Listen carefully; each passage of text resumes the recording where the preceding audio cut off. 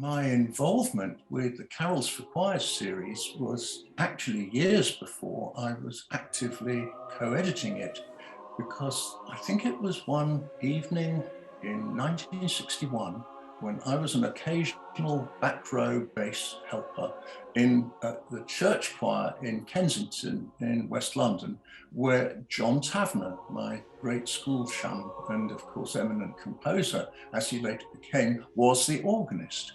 And it was one November choir practice evening when John walked in brandishing a green book that I had not seen before. And he said, "Look what I've just got. This is called Carols for Choirs. And it's got a fabulous descant to O Come All Ye Faithful in it." And he only had one copy, but we all clustered around the organ and sang that descant, and I said, "Oh, my goodness me, that lights up the sky." And of course, there was lots more exciting music in the book, a lot of which was music that we had heard in the Festival of Nine Lessons and Carols at King's College each Christmas Eve.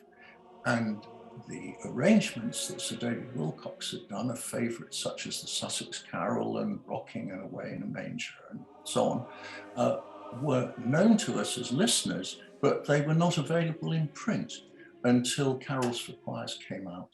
And so I remembered the ripple of excitement throughout the choral world. I was only a schoolboy at the time, but Carols for Choirs spread like a bushfire, really, among choirs throughout the English-speaking world, not just in churches, but in schools and choral societies. And merry wassailers in the open air even had a go at some of the unaccompanied ones. So it was a book that really changed our whole celebration of Christmas. And I never thought then that one day I would be asked to co-edit the second volume. But what of course happened was that Sir David's co-editor, Reginald Jacques, died not that long after the first volume was issued. And the time came around, while I was a student at Cambridge by then, that Oxford had decided that a second volume was necessary and there would be a need for it, a market for it, an appetite for it. And David said, so I'm told, "Look, I will do volume 2, but I can't do it on my own. I'm just simply too busy, and I feel I need a co-editor, and desirably a young one, because it will familiarize me perhaps with the work of a new and younger generation of composers, new repertoire of carols." And he approached me. I think I was walking along King's Parade one day, and this dapper figure of Sir David, who never strolled anywhere, he always more or less ran at a gallop, and you had to struggle to keep up with him. But he was coming the opposite direction and said, "Ah, Mr. Rutter," he said, "yes, yeah, very good to see you. Would you be interested in co-editing the second volume of Carols for Choirs?"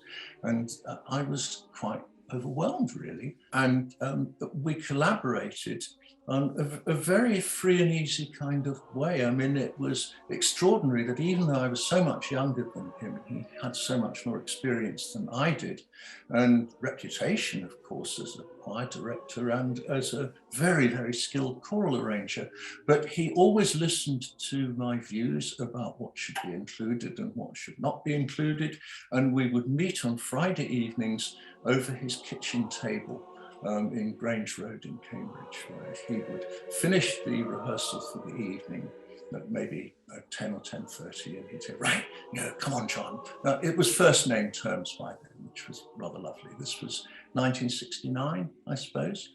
And we would look through piles of possible submissions and inclusions, pieces that one or other of us had heard about or had been sent in or had been offered for our consideration by Christopher Morris, the senior music editor at OUP. And we would work our way through the pile. When we had almost finished editing Carols for Choirs 2, David and I looked at each other, and I asked him, "David, how long would you give it? How long do you think this book will last? And he said, oh, I don't know, John, 5 years, maybe 10 years.